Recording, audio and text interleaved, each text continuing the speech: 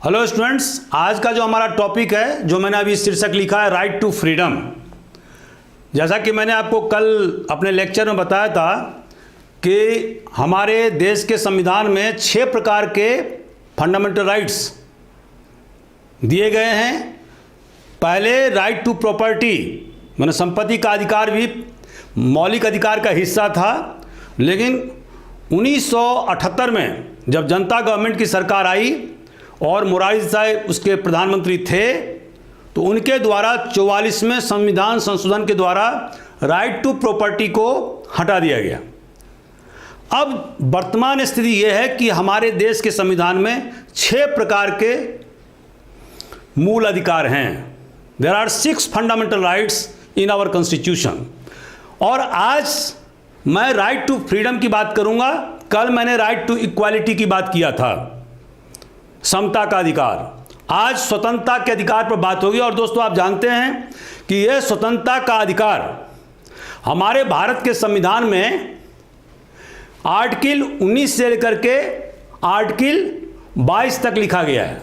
माने कुल 4 आर्टिकल हैं जो स्वतंत्रता के अधिकार को बताते हैं। तो उसके बारे में मैं आज बारी बारी से आपको बताऊंगा। सबसे पहले आपको यह देखना है कि हमारे जितने भी मूल अधिकार हैं, उसमें सबसे महत्वपूर्ण जो मूल अधिकार है वो क्या है? स्वतंत्रता का अधिकार। दोस्तों, आपको मालूम होगा कि फ्रांसीसी दार्शनिक रूसो ने क्या कहा था कि man is born free but everywhere he is in chains. मनुष्य स्वतंत्र पैदा हुआ है, लेकिन हर जगह वो बंधन में है। और उन्होंने सोशल कॉन्ट्रैक्ट थ्योरी दिया था, जो एक क्रांतिकारी कदम था और जिसके आधार पर वहाँ पर माने फ्रांस में क्रांति हुई। और फिर आप सबको मालूम है कि लिबर्टी, इक्वालिटी और फ्रेटर्निटी, स्वतंत्रता, समानता और भाईचारा, भातृत्व, ये तीनों सिद्धांत प्रतिपादित हुए।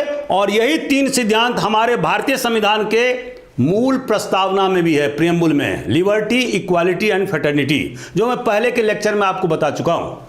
तो दोस्तों, फंडामेंटल राइट जो है, फंडामेंटल राइट तो सभी महत्वपूर्ण हैं, लेकिन उनमें भी सबसे महत्वपूर्ण जो फंडामेंटल राइट्स है वो है राइट टू फ्रीडम। अब राइट टू फ्रीडम के 4 भाग हैं, आर्टिकल 19, आर्टिकल 20, आर्टिकल 21 और आर्टिकल 22। अब बारी बारी से हम लोग इस पर व्याख्या प्रस्तुत करेंगे। दोस्तों, जो आर्टिकल 19 है उसमें हम क्या देखते हैं कि इसमें कुल 6 प्रकार के स्वतंत्रता का अधिकार हमें दिया गया है। हालांकि मूल संविधान में एक और अधिकार था, टू एक्वायर प्रॉपर्टी, लेकिन जैसे मैंने अभी आपको बताया कि 44वें संविधान संशोधन के द्वारा उसे समाप्त कर दिया गया है। तो अभी वर्तमान में जो 6 अधिकार हैं वो कौन कौन से हैं? पहला, freedom of speech and expression, हमें बोलने की आज़ादी है, हमें अभिव्यक्ति की आज़ादी है। दूसरा, अच्छा, इसी में आप देखेंगे जैसे कि अमेरिका के संविधान में है प्रेस की आज़ादी के लिए अलग से लिखा हुआ है, हमारे देश में प्रेस की आज़ादी के लिए अलग से नहीं लिखा हुआ है। प्रेस की आज़ादी आर्टिकल 19 के क्लॉज 1 में ही सन्निहित है। तो अगर जब हम freedom of speech and expression कहते हैं तो इसका मतलब क्या होता है? सुप्रीम कोर्ट के द्वारा विभिन्न जो रूलिंग दिए गए हैं उसमें फ्रीडम ऑफ प्रेस शामिल है, फ्रीडम ऑफ कमर्शियल एडवर्टीजमेंट, अपने सामान का प्रचार प्रसार करने के लिए हमें स्वतंत्रता मिला हुआ है।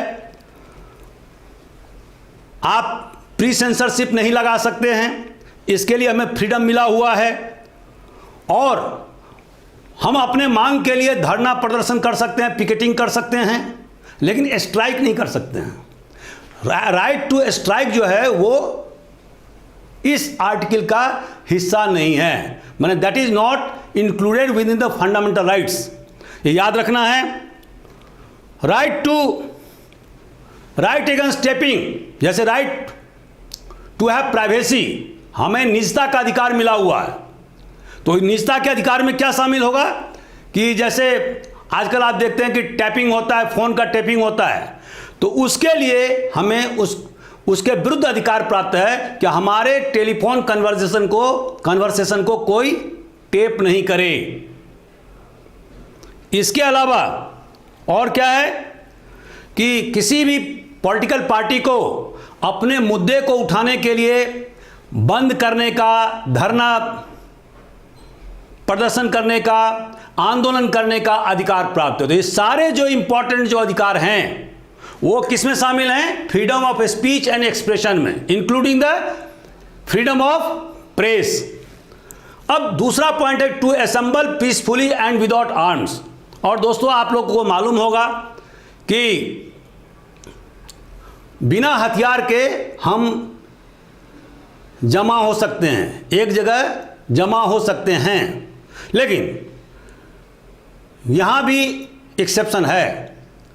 In the name of public order, in the name of sovereignty and integrity of India, धारा 144 सीआरपीसी के तहत कलेक्टर के द्वारा आदेश जारी किया जा सकता है कि आप जमा नहीं हो सकते हैं, एक जगह जमा नहीं हो सकते हैं। 5 या 5 से अधिक व्यक्ति का एक जगह असेंबली नहीं हो सकता है। To form association and union, हमें संगठन बनाने का आज़ादी है, हमें यूनियन बनाने की आज़ादी है। उसके बाद में पूरे हिंदुस्तान में हम कहीं भी जा सकते हैं, आ सकते हैं, लेकिन इसमें भी कुछ एक्सेप्शन हैं। जैसे बहुत सारे हमारे देश में प्रोटेक्टेड एरियाज हैं जहां पर कि नोमैडिक आदिवासी या ट्राइबल ग्रुप्स रहते हैं। फॉर एग्जाम्पल अंडमान निकोबार द्वीप समूह में आपको मालूम होगा कि बहुत सारे आदिवासी समूह ऐसे हैं जो कि प्रिमिटिव ट्राइब्स हैं, जैसे ओंजेस, ग्रेट अंडमानीज, इस तरह के बहुत सारे आदिवासी हैं जो नेग्रिटो कुल के हैं। तो उनकी रक्षा के लिए, उनकी बचत के लिए भारत सरकार ने अन्य लोगों को वहाँ आने जाने पर पाबंदी लगा रखा है। आप वहाँ पर ज़मीन नहीं खरीद सकते, आप वहाँ घर नहीं बना सकते, आप वहाँ फ्रीली मूवमेंट नहीं कर सकते हैं, माना आप वहाँ जा नहीं सकते हैं। जैसे कि आप छत्तीसगढ़ में अबूझमार का इलाका है, बस्तर क्षेत्र में पड़ता है, अभी भी वहाँ पर प्रिमिटिव ट्राइब्स रहते हैं जो ठीक ढंग से कपड़ा भी पहनना नहीं जानते। तो अबूझमार इलाके में आप नहीं जा सकते। उसी तरह से मणिपुर, नागालैंड और हिंदुस्तान के बहुत सारे एरिया हैं जो कि प्रोटेक्टेड एरिया हैं, वहाँ पर आप घर नहीं बना सकते, आप मूवमेंट नहीं कर सकते। हालांकि अगला जो पॉइंट है उसमें लिखा हुआ है कि to reside and settle in any part of India. एक हिंदुस्तानी के नाते आप कहीं भी, केरल से लेकर कन्याकुमारी, कहीं भी आप घर बना सकते हैं, रह सकते हैं। लेकिन जैसे अभी धारा 370 और 35A के लागू होने तक अभी तो उसको समाप्त कर दिया गया है। तो वहाँ क्या था कि बाहर के लोग वहाँ पर घर नहीं बना सकते थे, रह नहीं सकते थे।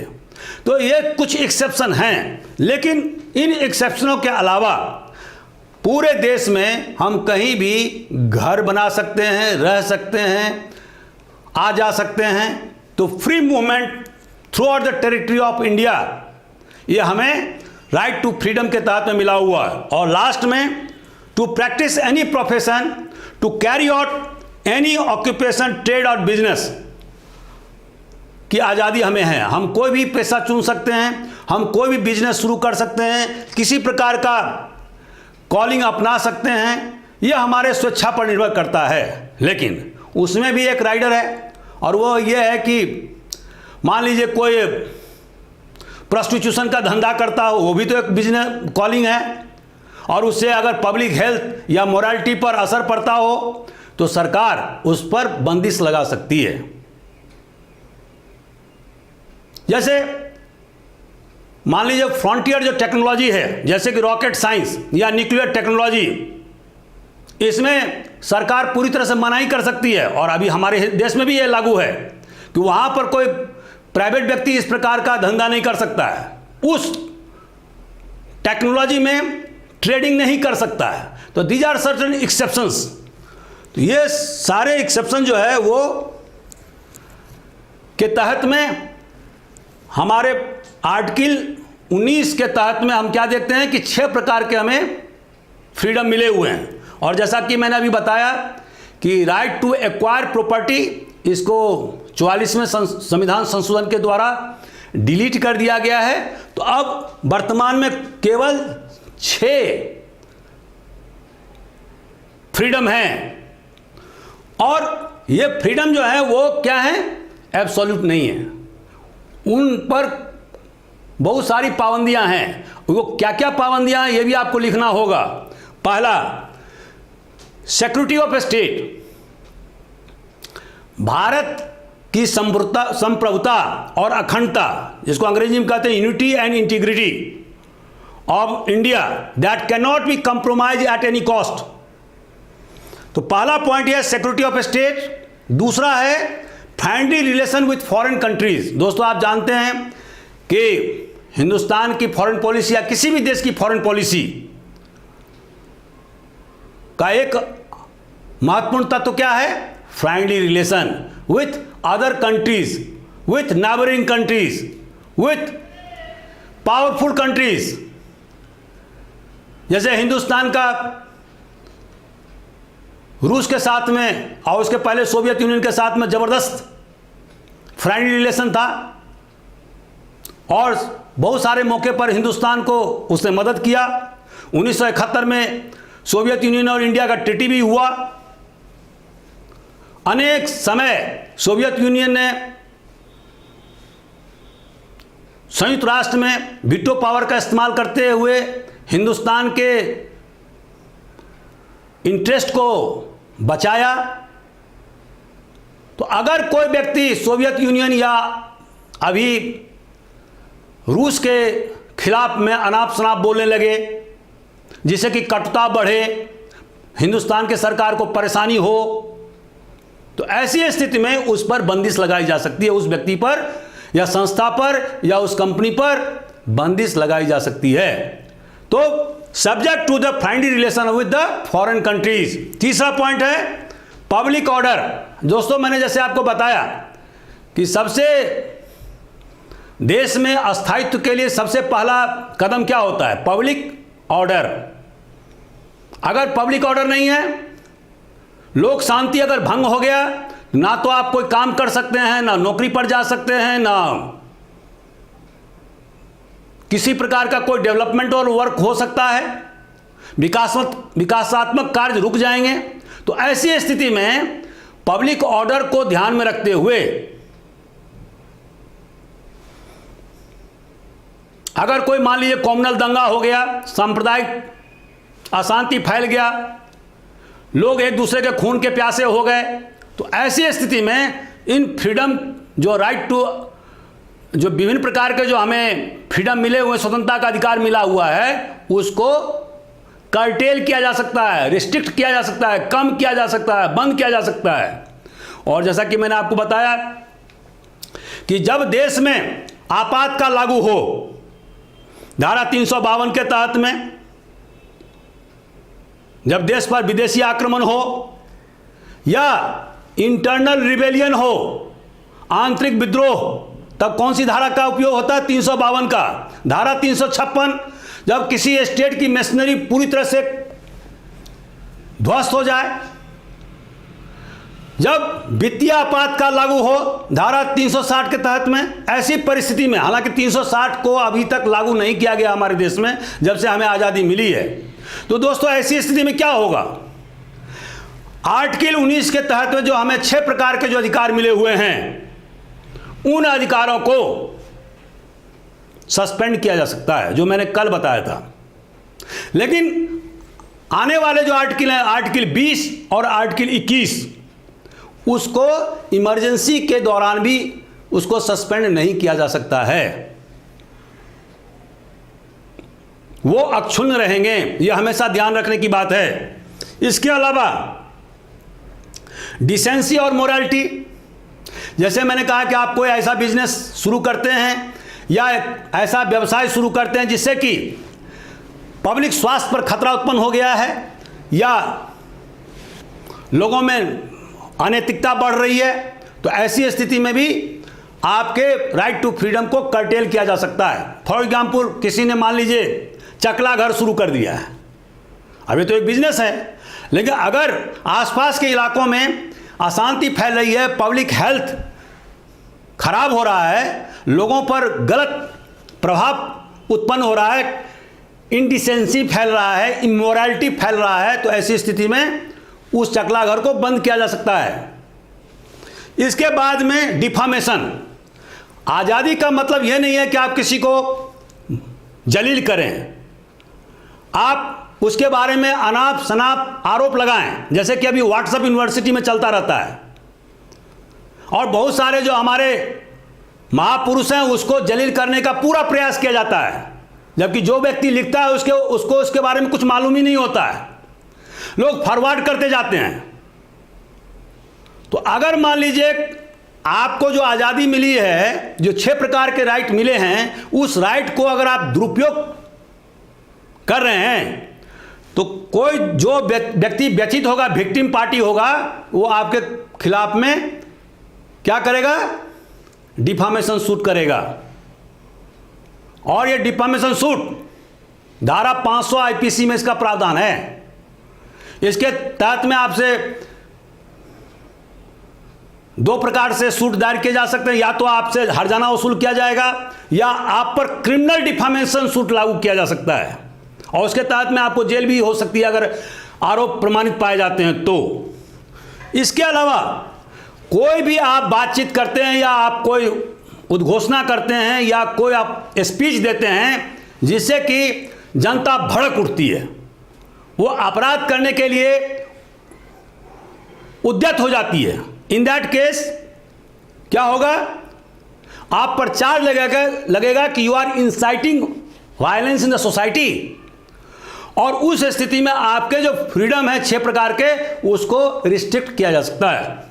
और लास्ट में, जैसा कि मैंने आपको बताया कि when ever the question arises regarding the sovereignty and integrity of India, Bharat के संप्रभुता और उसके अखंडता पर जब भी कोई सवाल उत्पन्न होगा, तो ऐसी स्थिति में सरकार का यह उत्तरदायित्व होगा, भारत सरकार का या राज्य सरकार का यह रिस्पॉन्सिबिलिटी होगा कि वह आपके जो 6 प्रकार के जो फ्रीडम हैं उसको रेस्ट्रिक्ट कर सके। तो ये विभिन्न जो हमने आपको उपबंध प्रोविजन बताए हैं, इसके तहत में राइट टू फ्रीडम को रिस्ट्रिक्ट किया जा सकता है।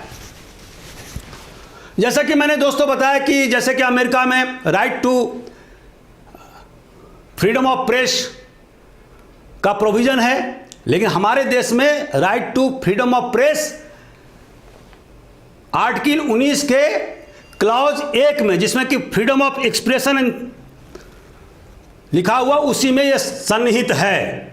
आर्टिकल 20 में क्या क्या महत्वपूर्ण पॉइंट है? इसमें हमें प्रोटेक्शन मिला हुआ है in respect of conviction of offences. कुछ मामले में हमें सुरक्षा मिला हुआ है, और वो सुरक्षा क्या है? पहला, जैसे मैंने बोर्ड पर लिखा है, एक्स पोस्ट फैक्टो लेजिस्लेशन। इसका मतलब क्या होता है कि कोई भी कानून को आप रिट्रोस्पेक्टिव इफेक्ट से लागू नहीं कर सकते हैं। जो मैंने लिखा कि कोई भी कानून क्रिमिनल लेजिस्लेशन, ये सिविल लॉ में लागू नहीं है। सिविल मामले में रिट्रोस्पेक्टिव माने पीछे से, जैसे कि आज है, मान लीजिए 22 तारीख है सपोज, तो आप मान लीजिए आज मैंने कोई अपराध किया और उस अपराध के लिए मान लीजिए मैंने 307 का हत्या का प्रयास किया, मेरे खिलाफ में 307 का मुकदमा एक पर्टिकुलर ए नाम के थाने में मुकदमा कायम हुआ। तो 307 के लिए जो आईपीसी में आज वर्तमान में क्या स्थिति है कि मान लीजिए 10 साल का सजा का प्रावधान है। तो आज अगर हमने अपराध किया उसके लिए हमें सजा क्या मिलेगा? 10 साल का सजा मिलेगा, भले उसका निर्णय 10 साल के बाद में हो, 5 साल के बाद में हो, क्योंकि जिस समय में मैंने अपराध किया था उस समय में वो अपराध उसका पनिशमेंट 10 साल का था। अब यहां पर मैंने क्या लिखा कि इक्स पोस्ट फैक्टो वर्ड, ये लैटिन वर्ड है, इसका मतलब क्या होता है कि रिट्रोस्पेक्टिव इफेक्ट से, माने बैक डेट से आप लागू नहीं कर सकते हैं। मतलब अभी मान लो कल गवर्नमेंट ऑफ इंडिया, मान लो पार्लियामेंट जो है वो 25 तारीख को ये कानून बनाए कि हत्या के प्रयास करने वालों के लिए आजीवन कारावास से दंडनीय होगा, तो वो मुझ पर लागू नहीं होगा क्योंकि मैंने आज अपराध किया है। आप समझ गए मेरी बात को? लेकिन सिविल मामले में ये लागू किया जा सकता है, मैंने बैक डेट से लागू किया जा सकता है। ये बहुत बड़ा प्रोटेक्शन है। दूसरा कि डबल जेपार्डी मतलब क्या होता है कि एक ही अपराध के लिए हमें 2 बार सजा नहीं दिया जा सकता है। एक ही अपराध के लिए मान लीजिए मैंने किसी का कत्ल किया, मेरे पर मुकदमा चला और मैं बरी हो गया, गवर्नमेंट फिर हाई कोर्ट गई, वहां भी मैं बरी हो गया, सुप्रीम कोर्ट गई, वहां भी मैं बरी हो गया, तो फिर उसी अपराध के लिए गवर्नमेंट जो है या पुलिस डिपार्टमेंट मेरे खिलाफ में मुकदमा नहीं चला सकती है। इसको बोलते हैं डबल जेपार्डी, माने एक ही अपराध के लिए 2 सजा नहीं हो सकती है। अगर हम एक्विट हो गए या हम छूट गए तो छूट गए। सरकार ने या पुलिस विभाग ने पूरा प्रयास किया हमें सजा दिलाने के लिए और सुप्रीम कोर्ट तक मुझे उसमें सजा नहीं मिली तो हम बरी हो गए। तो इसका मतलब यह हुआ कि आपको एक ही अपराध के लिए 2 बार सजा नहीं दी जा सकती है। लेकिन यह कानून कहां लागू नहीं है? डिपार्टमेंटल प्रोसीडिंग्स में। दोस्तों मान लीजिए अगर मैं गवर्नमेंट सर्वेंट हूं, मान लो मैं डिप्टी कलेक्टर हूं और मैंने आदेश दे करके, मान लो मैंने गोली चालन का ऑर्डर दिया और उसमें 5 लोग मारे गए, उसके बाद में गवर्नमेंट ने इंक्वायरी कमीशन बैठाई और इंक्वायरी में पाया गया कि मैंने जो गोली चालन का आदेश दिया था उसकी जरूरत नहीं थी और जानबूझ करके हमने गोली चालन का आदेश किया जिससे 5 लोग मारे गए। अब गवर्नमेंट ने मेरे खिलाफ धारा 300 का मुकदमा चलाया, 302 आईपीसी का, और बाद में मैं डिस्ट्रिक्ट कोर्ट से भी बरी हो गया, हाई कोर्ट से भी बरी हो गया और सुप्रीम कोर्ट से भी बरी हो गया। चूंकि मैं गवर्नमेंट सर्वेंट हूं तो गवर्नमेंट मेरे खिलाफ में उसी केस पर विभागीय कार्रवाई माने डिपार्टमेंट प्रोसीडिंग्स कर सकती है। लेकिन उसका जो आरोप होगा वो दोनों आरोप समान नहीं होना चाहिए। अब जैसे कि एफआईआर में जो आरोप होगा वो ये होगा कि इन्होंने गलत तरीके से गोली चालन का आदेश देकर के 5 लोगों को मरवा डाला, नंबर 1, ये तो हो गया क्रिमिनल केस में। लेकिन इसी मामले में अगर डिपार्टमेंटल प्रोसीडिंग या विभागीय कार्रवाई होगी तो उसमें क्या लिखा होगा कि गोली चालन का आदेश देकर बिना किसी पर्याप्त कारण के गोली चालन का आदेश देकर मिस्टर ए माना मैं मिस्टर झा ने विभागीय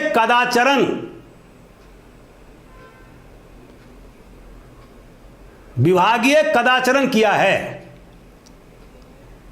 तो यह होगा इसका आरोप। क्योंकि सुप्रीम कोर्ट के बहुत सारे रूलिंग हैं जिसमें कि क्रिमिनल केस में जो आरोप लगा आरोपी पर वही आरोप अगर विभागीय जांच में लगता है सेम आरोप तो उस स्थिति में आरोपी को फायदा मिल जाता है। तो आरोप हालांकि मामला एक ही है लेकिन आरोप का जो वर्डिंग होगा वो अलग अलग होगा। तीसरा पॉइंट क्या है कि कोई भी व्यक्ति को उसके खिलाफ साक्ष्य के लिए मजबूर नहीं कर सकता है। तो इसीलिए आपने देखा होगा कि एविडेंस एक्ट में धारा 25 और 26 में क्या लिखा हुआ है कि पुलिस के समक्ष दिया गया बयान माने कन्फेशन साक्ष्य में ग्राह्य नहीं होता है। व्हाई? बिकॉज साक्ष्य में अगर ग्राह्य होगा तो ऐसी स्थिति में क्या होगा, धारा 21 से हिट करेगा, धारा 20 से हिट करेगा। तो इसीलिए धारा 25 और 26 एविडेंस एक्ट में साफ लिखा हुआ है कि पुलिस के द्वारा लिया गया आरोपी का बयान साक्ष्य में ग्राह्य नहीं होगा, माने confession is not admissible in the court. लेकिन इसके भी कुछ एक्सेप्शन हैं। फॉर एग्जाम्पल, नंबर 1 कि आपको थंब इंप्रेशन किसी आरोपी से लिया, अंगूठे का निशान लिया जा सकता है, सिग्नेचर स्पेसिमेन सिग्नेचर लिया जा सकता है, हस्ताक्षर का नमूना लिया जा सकता है, आरोपी के शरीर को, बॉडी को देखने के लिए कहा जा सकता है, उसे वो मना नहीं कर सकता है। तो और अगर आरोपी के दिशा निर्देश पर कोई मटेरियल ऑब्जेक्ट्स मिला है जिससे कि अपराध कारित करने में उपयोग किया गया है, तो वो भी साक्ष्य में एडमिसिबल है as per the section 27 of the evidence act, साक्ष्य अधिनियम के 27 धारा 27 के मुताबिक। दोस्तों, अब मैं चलता हूं धारा 21 पर। धारा 21 क्या बताता है? 21 protection of life and personal liberty. इसका मतलब हुआ कि nobody shall be deprived his life and personal liberty except, केवल एक चीज को छोड़ करके, except the procedure established by law. इसका मतलब क्या होता है? आपने देखा होगा कि पुराने ज़माने में, सल्तनत काल में या प्राचीन भारत में या मुगल पीरियड में हम क्या देखते थे?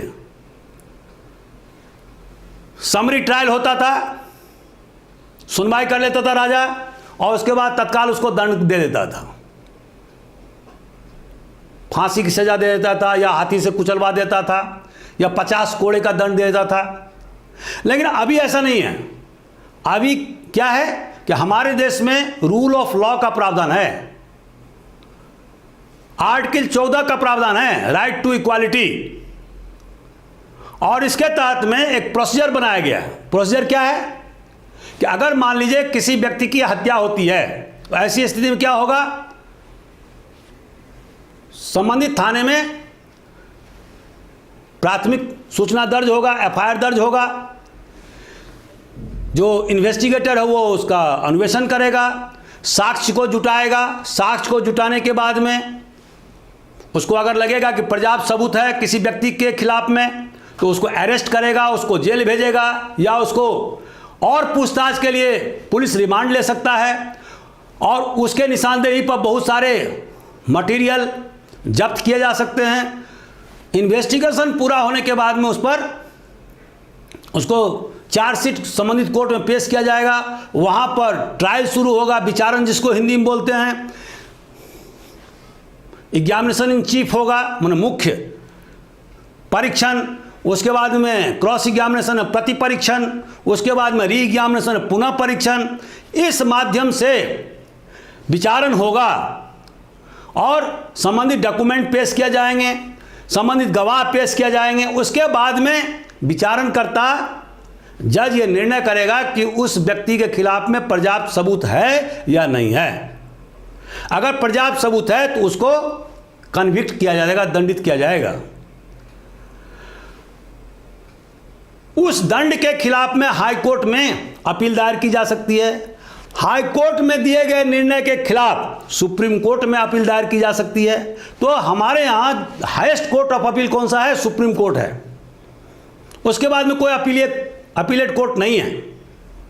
तो दोस्तों, हम क्या देखते हैं कि एक प्रोसीजर है that has been established by law. यहां पर देखना जरूरी है कि हमारे देश में ड्यू प्रोसेस ऑफ लॉ, यहां इस वर्ड का इस्तेमाल नहीं हुआ है जैसे अमेरिका के संविधान में लिखा गया है। यहां पर प्रोसीजर एस्टैब्लिश्ड बाय लॉ का उल्लेख है। तो अब पहले आपने देखा होगा कि 1950 के गोपालन केस में सुप्रीम कोर्ट ने क्या कहा था कि केवल जो है वो आर्टिकल 21 जो है वो अवेलेबल है कब? जब एग्जीक्यूटिव का जो कार्यपालिका का जो आर्बिट्रेरी एक्शन है उसके खिलाफ उपलब्ध है, लेकिन आर्बिट्रेरी लेजिस्लेशन के खिलाफ उपलब्ध नहीं है। लेकिन बाद में 1978 में मेनका गांधी के मामले में सुप्रीम कोर्ट ने अपने पूर्व के जजमेंट को पूरी तरह से पलट दिया और उन्होंने कहा कि जो आर्बिट्रेरी, जो निरंकुश लेजिस्लेशन है, जो कानून बनाए जाते हैं पार्लियामेंट के द्वारा, उसके खिलाफ भी right to life and personal liberty का अधिकार जनता को प्राप्त है और वो कोर्ट में अप्रोच कर सकता है। तो not only against the arbitrary, पक्षपातपूर्ण या निरंकुश एग्जीक्यूटिव की कार्रवाई के खिलाफ, बल्कि पार्लियामेंट या असेंबली के निरंकुश कार्रवाई के खिलाफ भी जनता को अधिकार प्राप्त है। और इसी के तहत में बाद में सुप्रीम कोर्ट ने आर्टिकल 21 के तहत में विभिन्न प्रकार के अधिकार को उल्लिखित किया है। उन्होंने कहा कि राइट टू लाइफ में जो जीवन का अधिकार है वो केवल सर्वाइवल से संबंधित नहीं है, not only is related to survival but it is right to life with human dignity. जहां पर मनुष्यों की प्रतिष्ठा नहीं है, right to life with human dignity नहीं है, वो कोई जीवन का अधिकार नहीं है, तो उनको राइट टू लाइफ को उन्होंने किससे जोड़ा? Right to life with human dignity. दूसरा, right to have decent environment, non polluted environment,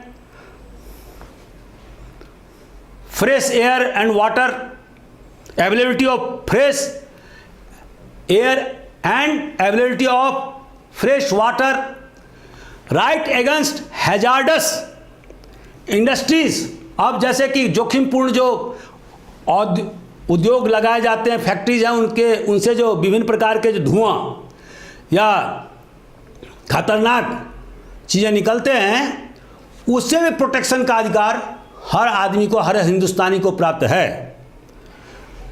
इसके तहत में सुप्रीम कोर्ट ने और कौन कौन से अधिकार शामिल किए हैं? कभी कभी ये होगा कि इसी आर्टिकल पर आपको पूरा क्वेश्चन कंसंट्रेट किया जा सकता है, पूछा जा सकता है। तो इस आर्टिकल के तहत में आप क्या क्या देंगे? राइट टू लाइवलीहुड, जीविकोपार्जन का अधिकार, right to shelter, right to health and medical assistance, right to free legal aid and speedy trial. आप देखते हैं कि हमारे देश में लाखों के तादाद में केस पेंडिंग हैं, हजारों, 20 साल से 50 साल से पेंडिंग हैं। तो इस राइट टू लाइफ के तहत में right to free legal aid and speedy trial भी निहित है। और इसलिए आपने देखा होगा कि विभिन्न राज्य सरकारों ने जिला स्तर पर, तहसील स्तर पर फ्री लीगल एड की व्यवस्था किया हुआ है। जो गरीब हैं, जो कमज़ोर हैं, जो मजलूम हैं, उनको निःशुल्क कानूनी सहायता मिल सके, उसके लिए वकीलों का पैनल तैयार किया गया है, जिसको कि राज्य सरकार समय समय पर उनको सम्मान निधि देता है।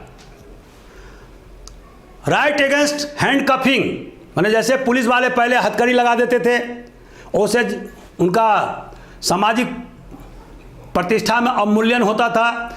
तो हर एक व्यक्ति का यह अधिकार है कि उसको हथकड़ी न लगाया जाए। और प्रिवेंशन ऑफ सेक्सुअल हैरेसमेंट, आपने देखा होगा कि महिलाओं को जो नौकरी करती हैं तो कार्यस्थल पर उनके साथ में मोलेस्टेशन किया जाता रहा है, तो उसके लिए अब हम क्या देखते हैं कि हर एक कार्यस्थल पर वहां पर एक कमेटी बनाई गई है, जहां पर कि अगर इस प्रकार के कोई शिकायत आती है तो पहले उस कमेटी के द्वारा जांच की जाती है। दोस्तों, right to health, right of social security and protection of the family, right to social and economic justice, right to freedom from noise pollution, right to sleep। और इसी के तहत में आपने देखा होगा कि सुप्रीम कोर्ट ने नियम बनाया कि रात में 10 बजे के बाद में कोई भी लाउड स्पीकर नहीं चलेगा, जिससे कि जनता को सोने में व्यवधान हो। तो उसके लिए उन्होंने कड़ा कानून बनाया हुआ है।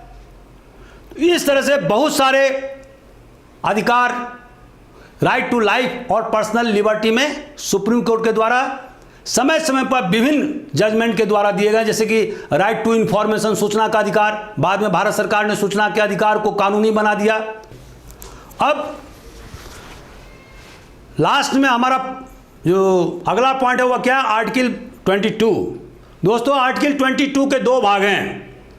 पहला है first part deals with the cases of ordinary law, जो सामान्य कानून है उसके संबंध में ये पहला भाग है, और दूसरा है second part deals with the cases of preventive detention law. तो इन दोनों कानून के बारे में हम बारी बारी से बात करेंगे। पहला,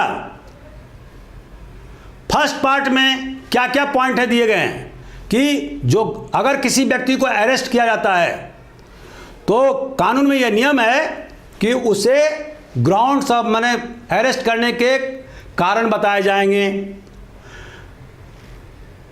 अरेस्ट होने के बाद में उस मुलजिम को 24 घंटे के अंदर में नियरेस्ट मजिस्ट्रेट के सामने प्रस्तुत करना होगा, excluding the time taken for journey.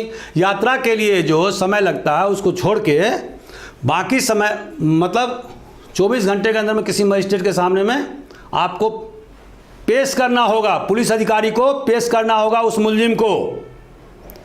तीसरा, 24 घंटे से ज़्यादा कोई पुलिस अधिकारी किसी मुलजिम को अपने पास नहीं रख सकता है, बशर्ते कि इसके लिए मजिस्ट्रेट ने उसे ऑथराइज किया हो या उसे पुलिस रिमांड दिया हो।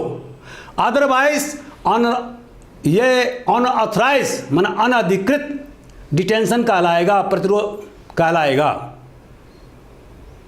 और हो सकता है कि इसके लिए पुलिस अधिकारी पर धारा 342 का मुकदमा कायम किया जाएगा कि उन्होंने अनऑथराइज डिटेंशन किसी आरोपी का किया, जबकि उसके लिए मजिस्ट्रेट ने उनको ऑथराइज नहीं किया था।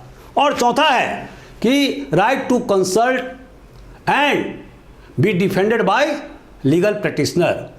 जिस व्यक्ति को आप अरेस्ट करते हैं उस व्यक्ति को, मेरा अभियुक्त को यह अधिकार है कि वो अपना वकील नियुक्त करे ताकि वो अपने केस को डिफेंड कर सके। अगला,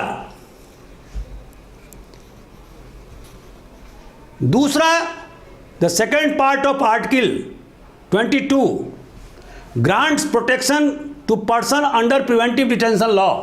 अब दोस्तों हमारे देश में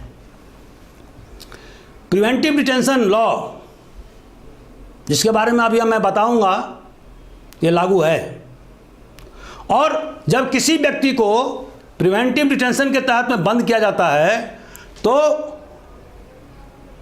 इसके तहत में ये प्रोटेक्शन किसको किसको उपलब्ध है, सिटीजन को भी और नॉन सिटीजन को भी। दूसरा,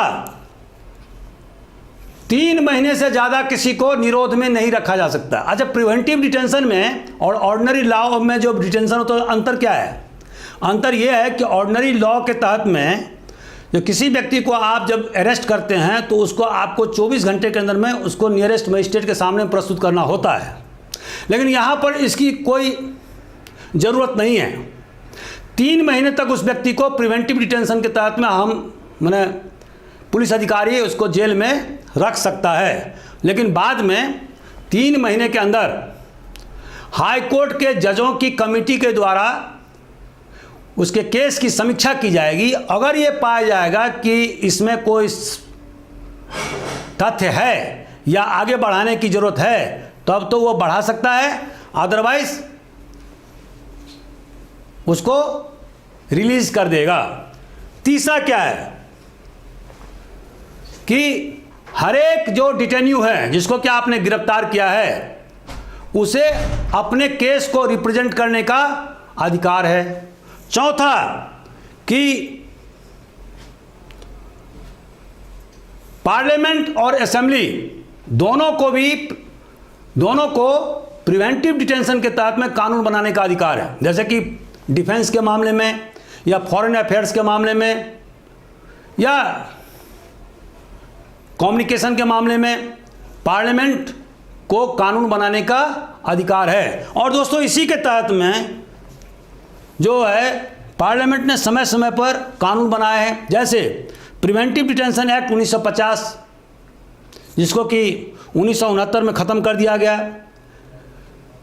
maintenance of internal security act, जिसको मीसा कहते हैं, वो 1971 में बनाया गया था, उसको 1978 में समाप्त कर दिया गया।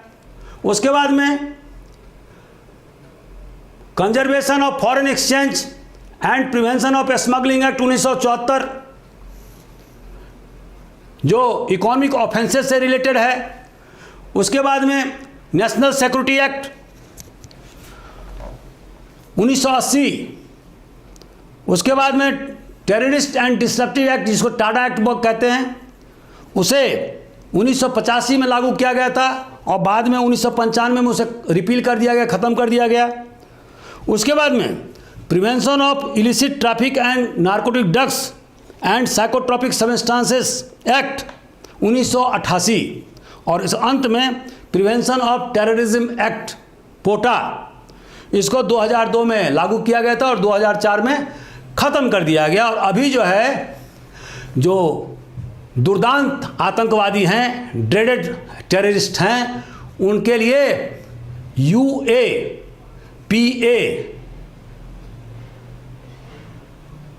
का कानून लगाया जाता है। तो दोस्तों, इस तरह से हम क्या देखते हैं, ये जो प्रिवेंटिव डिटेंशन का जो यहाँ प्रोविज़न हमारे भारतीय संविधान में रखा गया है, वो आपको विश्व के किसी भी प्रजातांत्रिक देश के संविधान में नहीं मिलेगा। बड़ी अनिच्छुकता से, अनविलिंगली, संविधान निर्माताओं ने इस उपबंध को संविधान के धारा 22 में रखा, हालांकि वो रखना नहीं चाह रहे थे। लेकिन चूंकि उस समय में पार्टीशन हुआ था, सांप्रदायिक दंगे जगह जगह भड़क रहे थे, पुलिस से कंट्रोल करना मुश्किल हो रहा था, ऑर्डिनरी लॉ के तहत में, IPC CRPC के तहत में कार्रवाई करना असंभव हो रहा था। ऐसी परिस्थिति में इस प्रिवेंटिव डिटेंशन को संविधान के आर्टिकल 22 के तहत रखा गया। दोस्तों, जैसा कि आप जानते हैं कि जब हमारा देश गुलाम था, तो ब्रिटिश इंडिया में भी हम देखते हैं डिफेंस इंडिया एक्ट 1939, और उसके पहले 1818 में Bengal state prisoners regulation act यहाँ पर लागू था। और इसके तहत में डिफेंस इंडिया एक्ट के तहत में तो बहुत सारे जो फ्रीडम फाइटर्स थे, उसको अंग्रेज़ों ने थोक भाव से, खास करके क्विट इंडिया मूवमेंट के समय, भारत छोड़ो आंदोलन 1942 के समय में, थोक में कांग्रेसियों को और अन्य फ्रीडम फाइटर को तहसील स्तर तक के कार्यकर्ताओं को जेल में ठूस दिया था, इसी एक्ट के तहत में। तो दोस्तों, ये इतने जो हमने 4 प्रकार के जो फ्रीडम, राइट टू फ्रीडम बताए। अगर आपको कोई सवाल हो तो आप ज़रूर पूछें। और लास्ट में मैं ये बताना चाहता हूँ कि ये राइट टू फ्रीडम जो है वो सबसे ज़्यादा सैंक्रोसैंक्ट राइट है, सबसे पवित्र है। क्योंकि आप देखेंगे कि एक तोते को पिंजरा में रखा गया और उसको रोटी दी गई और उसका दरवाज़ा खोल दिया गया, तो तोता क्या किया, सबसे पहले वो दरवाजे से भाग गया। मतलब सबसे पहले आदमी को या जीव जंतु को स्वतंत्रता चाहिए, और स्वतंत्रता के बाद ही रोटी चाहिए। तो जैसा कि कहा गया है, जो फेमस जो प्रोवर्ब है वो क्या है कि constant vigilance is the price of liberty. ये स्वतंत्रता का अधिकार तभी अक्षुण्ण रह सकता है जब हम लगातार जागरूक रहें अपने अधिकारों के प्रति, अपने कर्तव्यों के प्रति। हमारा जो इंस्टीट्यूशन है, supreme court, high court, district court, ये सब मजबूत संस्था बनी रहे, हमारा पार्लियामेंट मजबूत रहे, हमारे जनता एम्पावर्ड हो, मतलब सक्षम हो, ताकि वो सक्षम व्यक्ति का चुनाव कर सके जो उसके मुद्दे को पार्लियामेंट में उठा सके। और इस तरह से हमारा जो स्वतंत्रता का अधिकार है वो अक्षुण्ण रह सकता है। Thank you very much.